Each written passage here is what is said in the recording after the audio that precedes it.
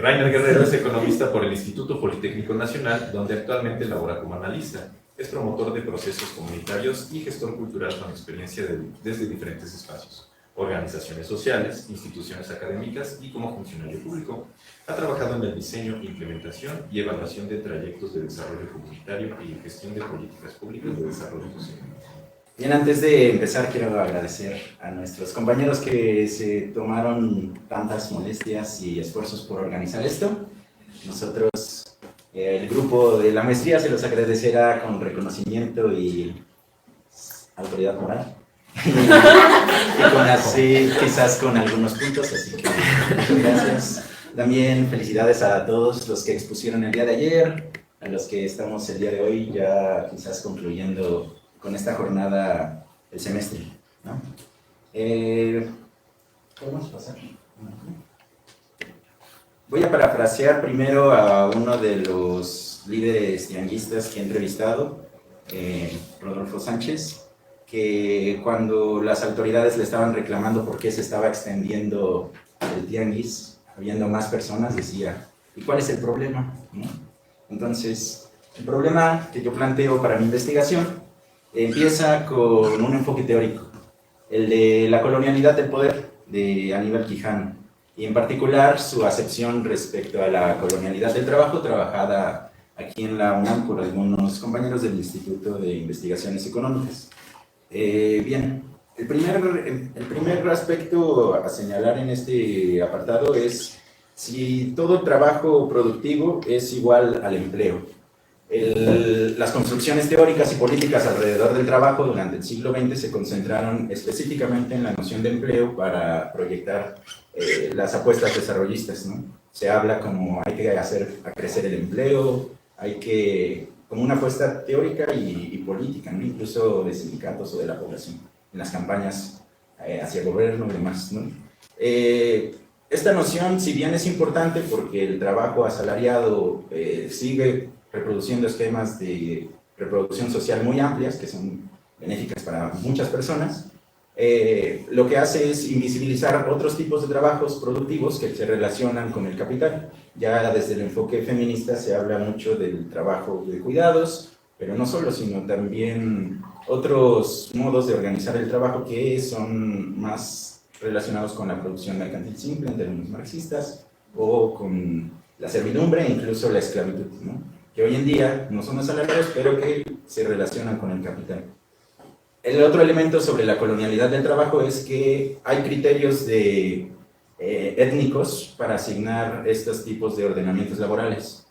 Generalmente, las personas varones, heterosexuales, están asociados históricamente al trabajo asalariado, ¿no? Mientras que otros tipos de labores, como ya mencionaba la esclavitud, la servidumbre, están organizados o asociados comúnmente a personas racializadas o sexuales, ¿no? Bien, ¿cómo está el mundo del trabajo en el neoliberalismo? Actualmente se caracteriza por el tema de la precarización, la flexibilización y la exclusión. Esto no me voy a detener a desarrollarlo, probablemente muchos de nosotros ya lo hemos experimentado en carne propia, así que hasta ahí la dejo. Algo importante para mencionar acá sobre el trabajo en el neoliberalismo es la crisis de hegemonía del trabajo asalariado. Cuando estos esquemas de reproducción laboral, de precarización, flexibilización y exclusión, se reproducen de manera masiva a escala planetaria, empiezan a emerger formas de organizar el trabajo no clásicas, ¿no? En términos de aquellos estudiosos de la UAM. Enrique, se me fue el nombre, ¿no? Pero ahí luego se les pasa el dato. Tienen esta noción de trabajo no clásico, ¿no? Asociada a estas formas de ordenamiento laboral que son no asalariadas o en términos convencionales de estos tipos de trabajos asociados al sindicato, prestaciones laborales, seguro social, etcétera, etcétera, etcétera. Entonces, empiezan a crecer estas formas de organización del trabajo en las que se inscribe, por un lado, y es en el aspecto en el que yo me concentro, el tema de las economías populares, que se ha estudiado en América Latina desde los años 90, incluso muy probablemente desde los 80, ¿no?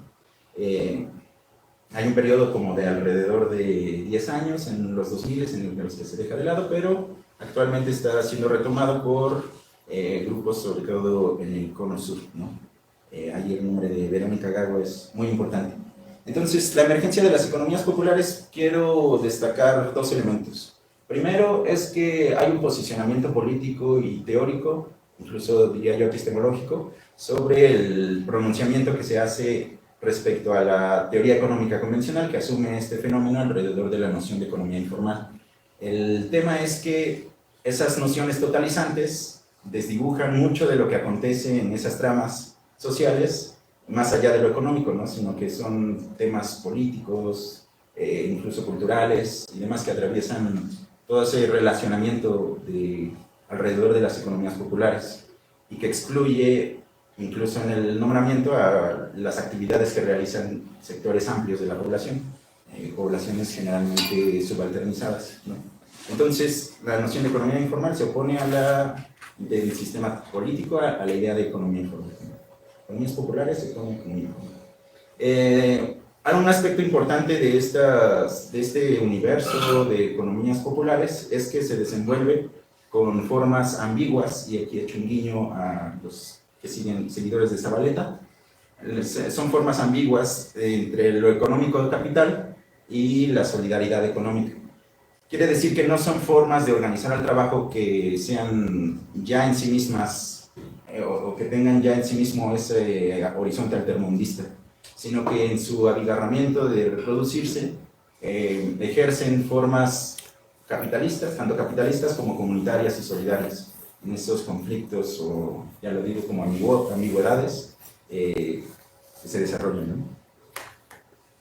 Pasemos a la otra. Ahora, la práctica del tianguis es el ejercicio de economías populares al que yo dedico mi investigación en este contexto de programa de posgrado, y parto de un principio básico: el tianguis no existe. Quizás suene muy posmoderno o algo así, pero quiero poner un ejemplo. En los días viernes, aquí en el pasillo de las facultades, se coloca a lo que nosotros podríamos nombrar como un tianguis, ¿no?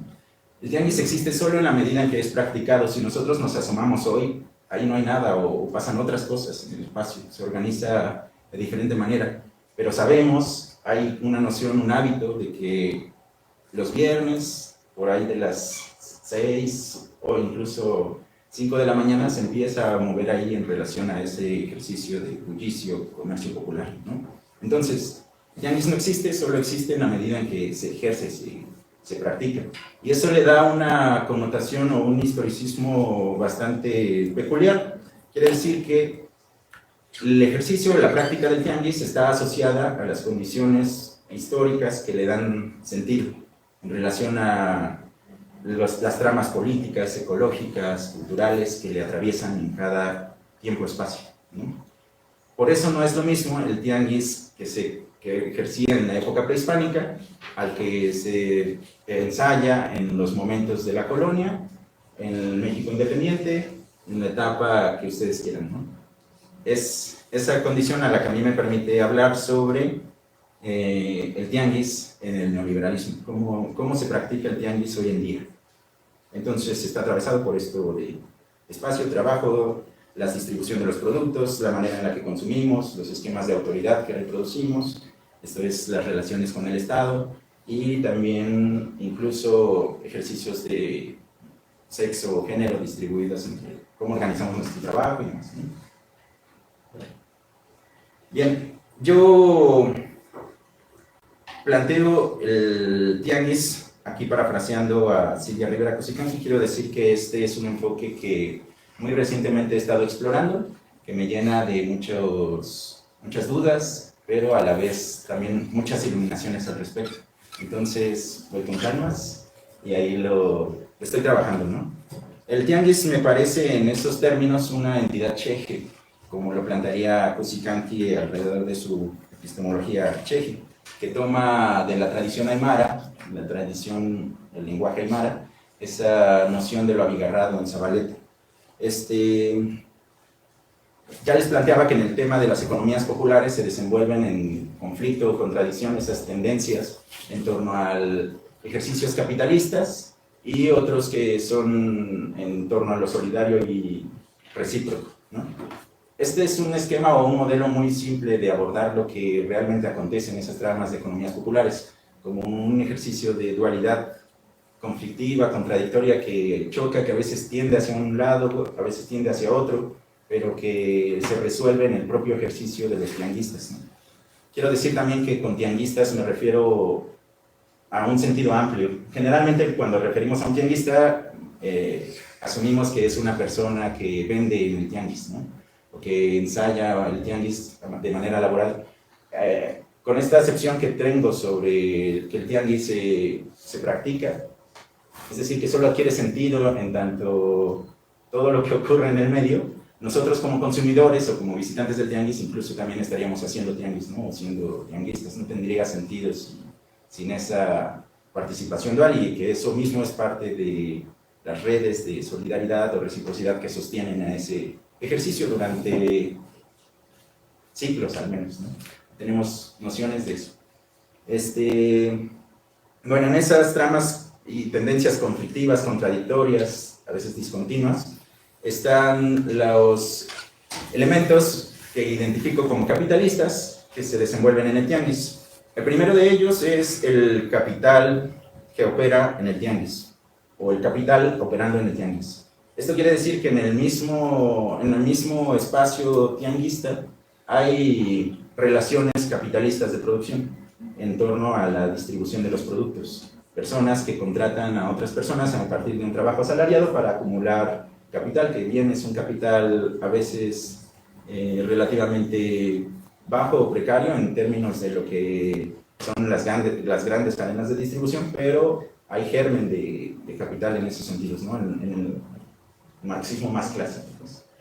Otro elemento es cómo se involucran las tramas de distribución de productos de las cadenas globales de valor, generalmente asociadas a la distribución de contrabando. Esto no solo acontece, bueno, en todo el mundo hay redes de economías populares que se desarrollan en ese sentido. Sin embargo, en la Ciudad de México la práctica del tianguis es un elemento importante de esas conexiones de distribución de las cadenas globales de valor, asociadas a lo que ya mencionaba como el contrabando, ¿no? Un aspecto importante también tiene que ver con lo que la teoría política denomina el patrimonialismo. En este aspecto lo estoy asociando más a la teoría desarrollada por Raquel Gutiérrez en la Escuela de Puebla, y tiene que ver con cómo se relacionan las tramas laborales del tianguis con respecto a lo que acontece en temas de autoridad y del Estado. Generalmente en la Ciudad de México adquieren la figura de los líderes o representantes tianguistas, que son los intermediarios o los que interactúan con las autoridades locales para la asignación de permisos y locales. Ya les refería a este señor al inicio, ¿no? Hay un investigador en la UAM también que los identifica como bajo la forma de caciques urbanos, porque son los que administran permisos o hacen ese ejercicio de mediación entre los tianguistas y las autoridades, ¿no? Entonces, por allá el patrimonialismo. Del lado de las tendencias del ejercicio del tianguis sobre la solidaridad económica, hay tres aspectos importantes a destacar. El primero de ellos es la semidemocratización del espacio urbano. Ya les mencionaba el tianguis de aquí, por ejemplo, de las islas, pero pueden pensar en alguno que sea cercano a sus colonias. Generalmente ocupan los lugares en los que solo transitan comúnmente los autos u otras relaciones asociadas al capital en el que se desarrolla a sus anchas, ¿no? Es decir, el espacio pensado como para la acumulación de capital. En el momento en el que el tianguis ocupa ese lugar, se desarrolla un proceso de semidemocratización del espacio urbano, porque son las personas comunes las que podríamos llegar a instalarnos a partir de los campos políticos y sociales que sostienen ese ejercicio para ocupar el espacio en términos de la economía popular, ¿no? Por otro lado están las redes de producción, distribución y consumo. Aquí tengo un cuestionamiento, quizás, o una salvedad respecto a unos ejercicios de economías solidarias que se desarrollan en la Ciudad de México en particular, que hablan sobre el tema de los prosumidores, ¿no? Esta conexión entre productores directos y los consumidores finales. Emplean esta categoría de prosumidores para referirse a ese sujeto que participa en esos ejercicios. Acá el tema en el ejercicio del tianguis en particular es que existe también este elemento de personas que se encargan de la distribución de los productos. Es que ellos mismos no los elaboran, pero sí son agentes importantes en el tema de la distribución, y eso en temas o en terminología, diría yo, marxista, es muy importante para dinamizar el ciclo de reproducción de las mercancías, ¿no? Entonces, las redes locales de producción, distribución y consumo asocian a productores también locales con los consumidores finales. No son estos productores generalmente a los que nosotros asociamos con estos proyectos de solidaridad económica, pero sí quizás parcelas o talleres familiares relativamente pequeños que encuentran en estos lugares un espacio para capitalizarse, ¿no? Para reproducirse en sí. El último de los elementos que identifico es el aspecto de los valores de reuso y los sistemas ecológicos. Con valores de reuso es una noción que estamos conversando con algunos compañeros, un colectivo con el que trabajo, e implica asumir que es como un juego de palabras con respecto a esta dualidad de la mercancía en Marx, ¿no? De valor de cambio, valor de uso. El momento en el que se da la posibilidad en el tianguis de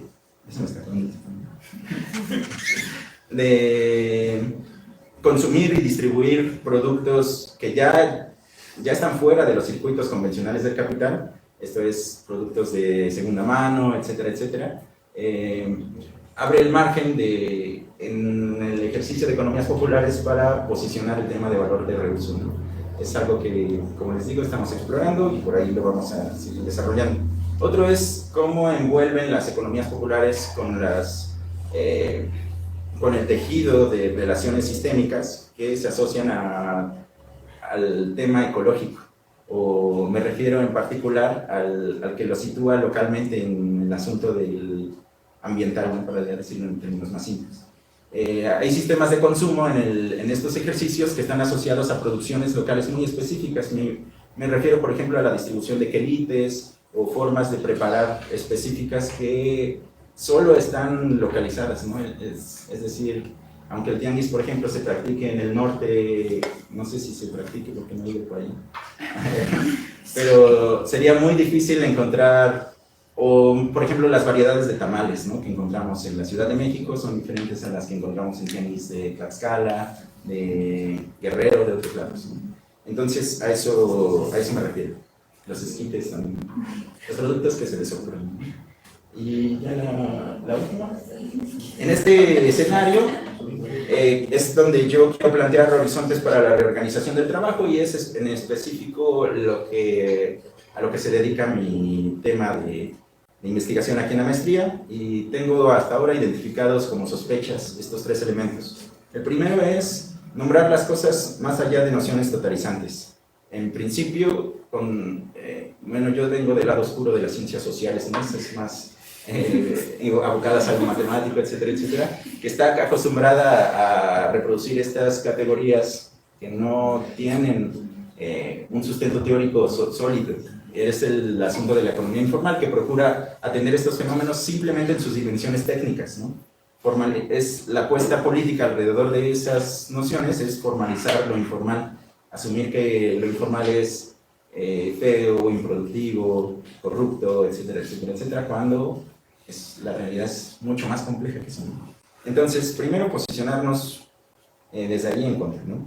Después, hacer ese ejercicio de nombrarlo de esa manera permite o abre la puerta para desarrollar política pública, no solo en términos estatales, sino también alrededor de lo que Raquel Gutiérrez nombra como tramas de lo común o otras formas de lo político, para el desarrollo de estas relaciones laborales, ¿no?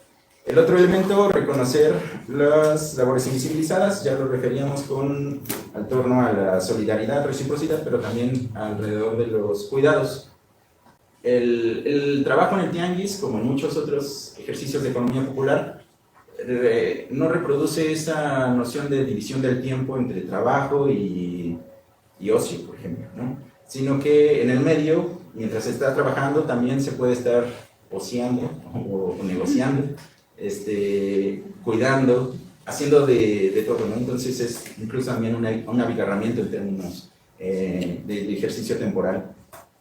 El empezar a nombrarlo y poder visibilizarlo implica asumir que esas relaciones de producción o de organización laboral también son productivas, no en términos de lo capitalista y de la acumulación de ganancia, pero sí en otros asuntos. Ya finalmente es identificar las tensiones entre nuestros ejercicios respecto al capital y al Estado, no porque simplemente nos enunciemos o nos pronunciemos en contra del capital o del Estado en sí, ya desaparecen, ¿no? Son formas de ordenamiento que siguen ejerciendo un poder sobre la manera en la que nos organizamos y desarrollamos o desenvolvemos nuestra vida.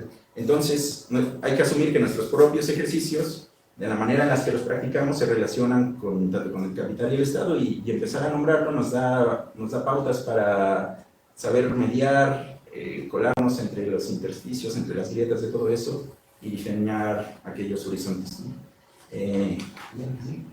Ya solo cierro con gracias por su escucha y la siguiente al horizonte. La foto es de uno de mis tianguis favoritos, que se encuentra en la calle de Ezequiel, en la colonia Guadalupe Tepeyac, y les recomiendo visitar las quesadillas y los tamales de la señora Claudia. Ella reproduce muy orgullosamente todo con lo que sale de su huerta, de la huerta que trabaja su hermano allá en Tlaxcala, ¿no? Entonces, también es muy platicadora, así que si tienen ganas, ahí les recomiendo ir. Muchas gracias.